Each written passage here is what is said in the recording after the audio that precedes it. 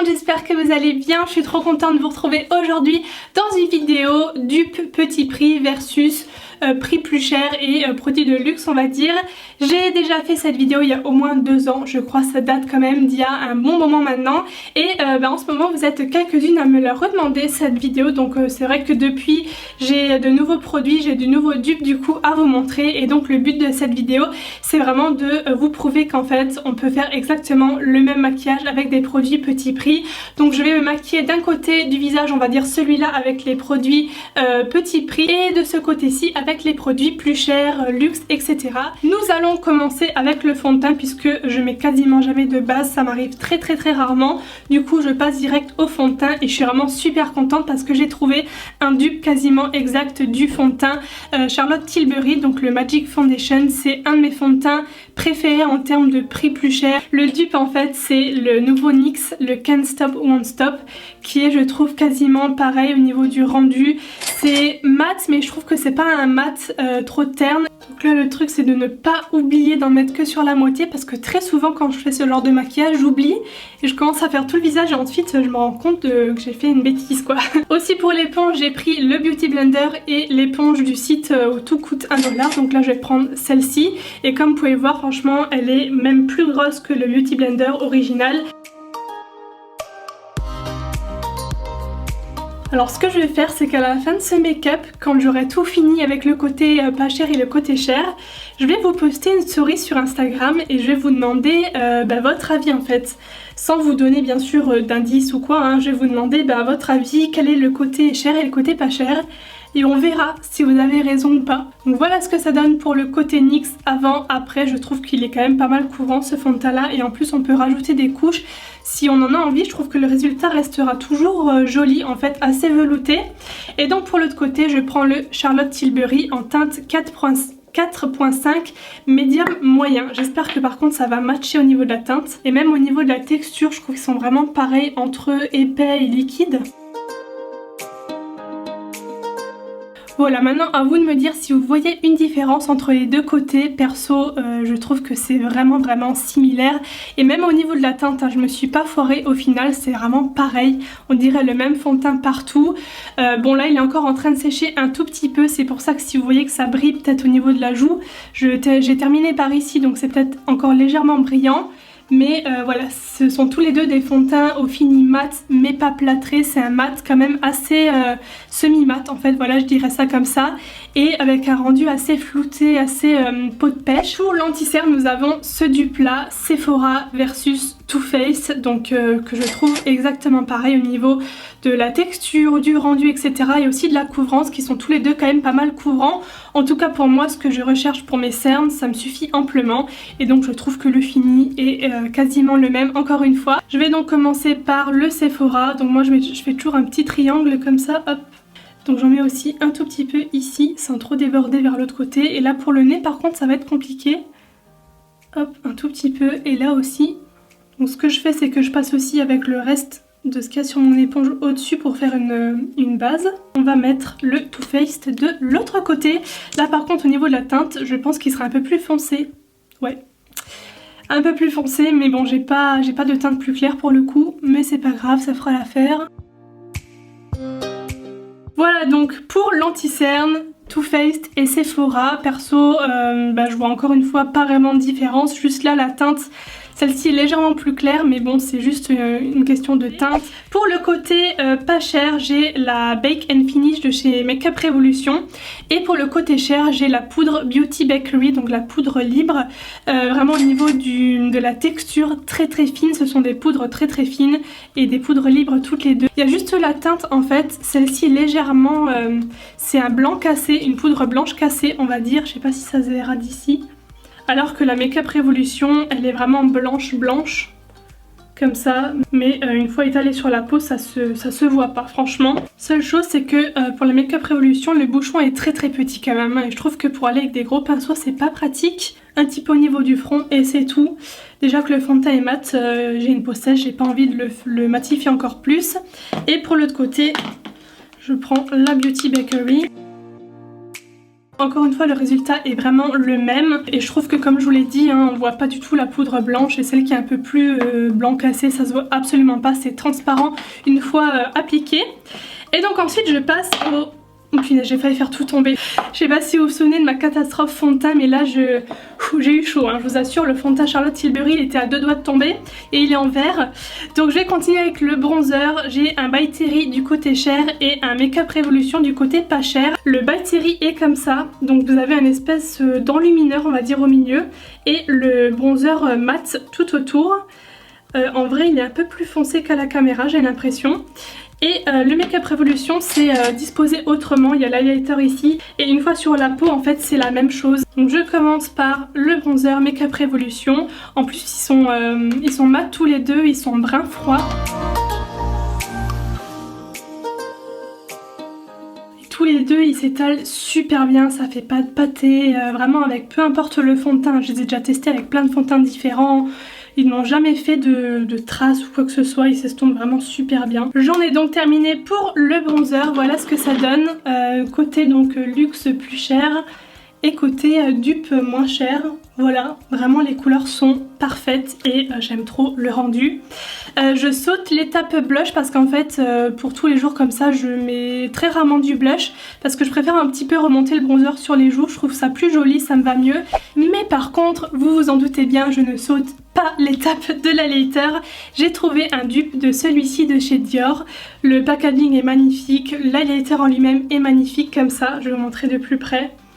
Et le dupe c'est un Milani, donc qui est comme ça. Et vraiment au niveau déjà rien que dans le packaging on peut le voir. Ici c'est le Moon Glow Clair de Lune numéro 6. Je vais commencer donc avec le Milani.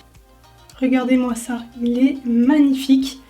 Mais vraiment canon quoi. Et il n'y a pas besoin de passer beaucoup de fois dessus pour que ça se voit. Et c'est une texture que j'aime beaucoup. C'est comme un peu humide, pas trop de paillettes, pas trop, vous savez. C'est vraiment super subtil. Et en même temps ça se voit vraiment beaucoup quoi. Je vais en mettre un petit peu ici de ce côté là, je sais pas si ça se verra. Hop, sans déborder. Et là aussi tiens. Et donc l'autre côté je prends le Dior. À chaque fois je change de pinceau, hein, je l'ai pas forcément dit mais je change de pinceau à chaque fois. Voilà, il est canon aussi, regardez-moi ça. Oh là là, j'adore vraiment. Les reflets sont magnifiques et le rendu est exactement le même comme je disais. Là on dirait que c'est vraiment le même des deux côtés. Là aussi. Donc je vais vous refaire un petit coup côté pas cher. Hop. Et côté Dior. Maintenant on va passer aux sourcils. Si vous avez vu ma vidéo où j'ai testé des produits coréens, j'avais testé ce crayon là de la marque Innisfree. C'est le Auto Eyebrow Pencil en teinte espresso qui coûte moins de 10 € hein, il me semble. Et le Benefit, donc c'est le Goof Proof Brow Pencil. Bah, c'est exactement le même type de pointe comme ça, un peu vous savez triangulaire.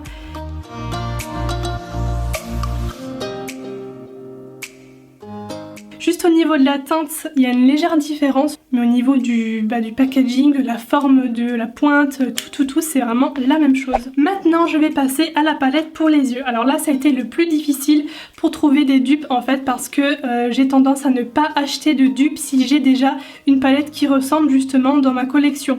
Donc c'est pour ça que j'ai pas trouvé de dupes exactes pour toutes les teintes, mais je trouve qu'il y a quand même une similitude quand on regarde en fait l'ensemble des palettes. Donc du côté cher, j'ai celle-ci de chez NARS, donc c'est une palette que j'ai adoré utiliser l'année dernière. Je l'ai beaucoup utilisée, je ne sais pas si elle est encore vendue par contre. Et c'est vraiment des tons magnifiques pour l'automne, assez chaud quand même, plutôt dans les nudes, voilà comme ça. Et j'ai trouvé une ressemblance dans deux palettes en fait différentes qui se complètent je trouve. En premier chez Sephora, donc j'ai celle-ci qui est la Intense Coffee Collection, la palette To Take Away. Si je les mets à côté, voilà ce que ça donne. Je trouve qu'il y a quand même des fards qui se retrouvent dans les deux. Par exemple ce rouge là, que je mets côte à côte, il se ressemble vraiment beaucoup. Enfin voilà, il y a 2-3 couleurs comme ça qui sont pareilles. Et l'autre palette pas chère, c'est une Colourpop. C'est la I Think I Love You. Et c'est vrai que pareil, surtout au niveau des marrons et d'un doré. C'est exactement la même chose. Donc ce doré qui est là en bas, là, celui-là, plutôt un rose gold ici. Il se retrouve là, dans l'autre. C'est vraiment la même chose, je sais pas si je peux les mettre l'un à côté de l'autre comme ça avec le reflet. Donc je vais justement commencer avec ce fard rose gold assez clair ici. que je vais mettre au début de ma paupière mobile. Bon, la pigmentation des fards à paupières Colourpop n'est plus approuvée du tout, hein, elles sont super intenses. Voilà, je vais faire maintenant l'autre côté avec la NARS. Là aussi un côté pigmentation, comme vous pouvez le voir, c'est ouf vraiment. Et je trouve que la texture des fards est vraiment la même, genre limite crémeux, et moi j'adore ce genre de texture. Voilà, c'est exactement la même couleur quoi. Maintenant je vais prendre les fards un peu brun rouge dans la Sephora ici, et dans la NARS aussi dans le coin juste là.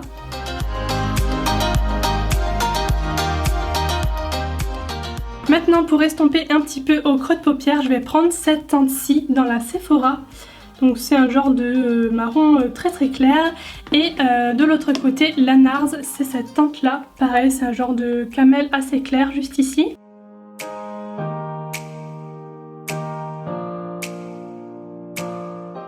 Maintenant pour le ras de cils, je vais prendre ce marron là. Donc c'est un marron irisé, aussi assez chaud, celui-là là. Et je trouve qu'il rend pratiquement pareil que celui-là dans la palette NARS, en haut là, comme vous pouvez le voir.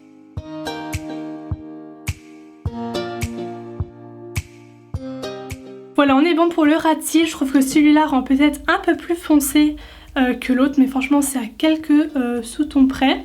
Et je vais terminer avec la touche lumière. Je vais prendre celui-là dans la palette NARS, juste ici. Donc c'est un genre de blanc nacré irisé. Blanc nacré irisé, blanc nacré. Et pour le côté pas cher, je vais prendre dans la palette Colourpop celui-là. C'est le même genre de blanc nacré.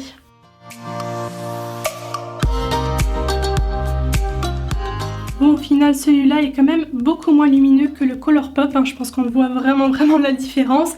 Mais si on regarde le maquillage globalement, je trouve que ça se ressent quand même, on va dire à 95%, c'est très proche. Maintenant, je passe au liner. Donc si vous vous souvenez encore une fois, dans ma vidéo où j'ai testé du maquillage coréen, j'avais testé ce liner là de la marque Clio. Donc c'est le Kill, je ne sais plus, Kill Black, c'est ça? Ouais, je crois que c'est ça ce qui est écrit. Et je l'avais dit déjà dans cette vidéo qui me faisait vraiment penser au liner de chez Kat Von D, donc le Tattoo Liner. J'ai fini mon trait des deux côtés, je trouve qu'il passe super bien sur les fards un peu irisés. Souvent avec des liners de moins bonne qualité on remarque que ça accroche un peu, que ça marque moins noir. Là vraiment des deux côtés c'est le même. Maintenant je vais passer au mascara. Donc là j'ai encore une fois une marque coréenne sur ce côté-ci. Je l'avais adoré, je l'avais trouvé super jolie dans la vidéo crash test. Donc c'est de la marque The Sim si je prononce bien, et c'est le Perfect Curling Mascara avec une brosse comme ça en fait, un peu incurvée. Et du côté cher, j'ai pris le Aiko, le Black Magic Mascara Drama and Curl, et c'est aussi l'un de mes préférés. Et la brosse franchement elle est très proche de l'autre, aussi comme ça incurvée.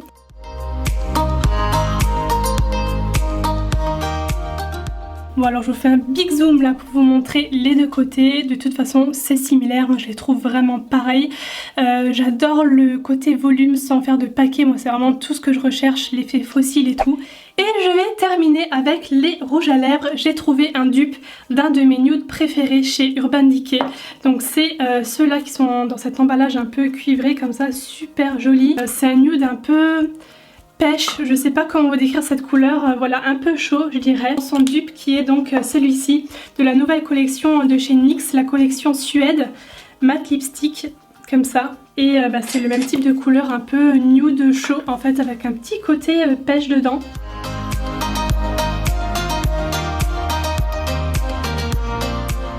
Celui-là est légèrement plus orangé, mais vraiment à quelques sous-tons près, que l'autre qui est un peu plus nude. Mais je trouve qu'ils sont quand même vraiment similaires et c'est un super bon dupe au niveau de la couleur, mais aussi au niveau de la formule qui n'est pas du tout asséchante. Et donc voilà, j'en ai terminé pour cette vidéo. Juste avant de vous laisser, je vais vous faire maintenant une story sur Instagram pour vous demander à votre avis quel côté est le côté cher et le côté pas cher. Je suis en train de filmer comme vous pouvez le voir et j'ai envie d'avoir votre avis pour inclure votre avis dans la vidéo. Je l'explique, j'ai fait un make-up dupe versus produit. Bon allez, je vais regarder les résultats, ça fait environ 25 minutes, 30 minutes que j'ai posté ma story. Et donc...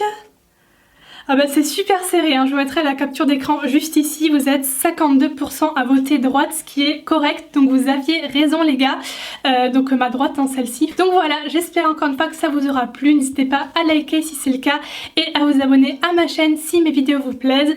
Je vous fais plein de gros bisous et je vous retrouve très bientôt pour une autre vidéo. Bye bye.